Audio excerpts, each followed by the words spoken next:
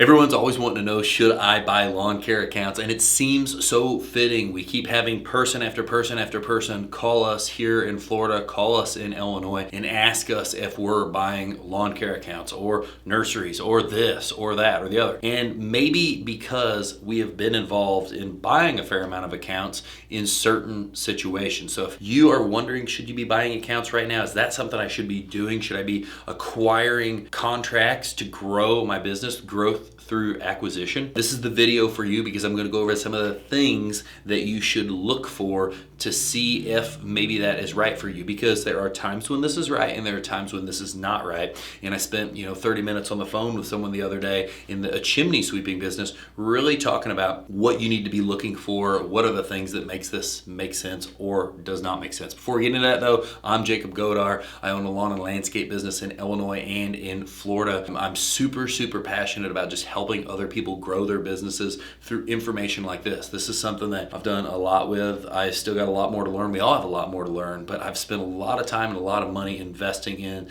the opportunity to buy other companies, all the way from very small little list of 20 accounts to buying $800 to $1 million worth of revenue company, then figuring out how does that make sense? What should we pay for that? What are the challenges? And most importantly, other than the things you should pay and all that, is what should we be looking for to even verify if this is a good purchase? Because a lot of people just get really excited about the opportunity to, oh man, if I buy 100 accounts, my business just leaps and leaps and leaps. And then they don't look at the stuff that actually matters. It's very easy in business to focus on shit that is super irrelevant purely for the fact that things are cool. Like equipment's cool, kind of irrelevant, doesn't really matter. I mean, you gotta have it, but it doesn't matter that much. You just need something that works. But it's so easy to just focus on that. It's so easy to focus on getting new accounts, but not to really focus on what and how are those accounts positively or negatively contributing to your business. So number one, and you'd think that this would be obvious, but are they charging enough? We just had a call today. I just had the note on my desk. Here.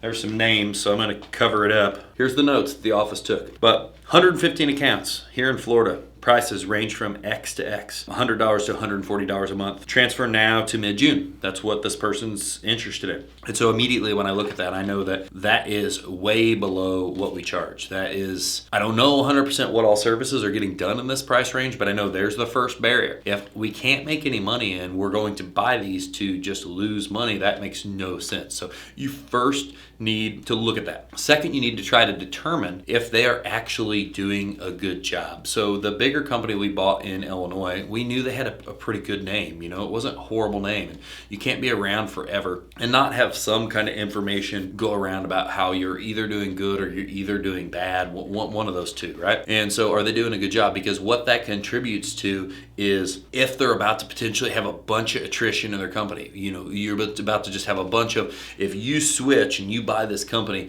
how many hundreds of accounts or tens of accounts or whatever, how many are going to leave? Because when the transition happens, they were already on the edge wanting to quit because they thought the quality was bad before. And so if they were doing a horrible job, you could be buying a book of people that are just really pissed off. And it doesn't matter. If you're associated with the last owner, then they're not going to be happy with you either. So that's one of the second things we kind of look at, we analyze. Next, how hard will it be to convert these people to the way this business operated to the way we operate? For us, that's been challenging in the past because we do everything credit card on file. So many businesses do checks at the end of the month. They do this, they do that. They don't bill the same. They don't pre-bill like we do.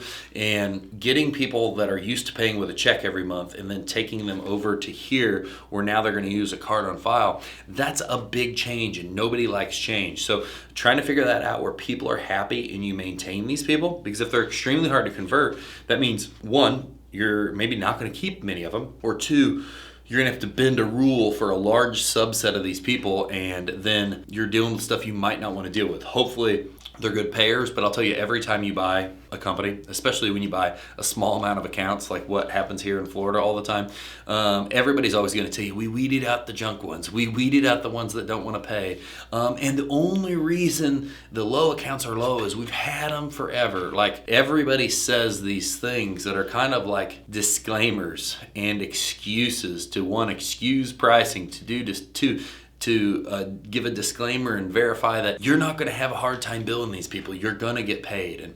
And ultimately, what I always think is, why would anyone get rid of something that is good that could potentially become better and people could earn more money on? It doesn't make a whole lot of sense to me, and so I'm usually very questionable. The ones that do make sense, I understand someone being burnt out, someone being tired, someone just being frustrated because they can't grow it, and that leads directly into the next and final part of this. What I really look at is, what's the reason of them getting rid of it, and do I see a lot of opportunity to, one, I said if they don't charge enough, right here, 100 to 140 a month for lawn accounts in Cape Coral, Florida.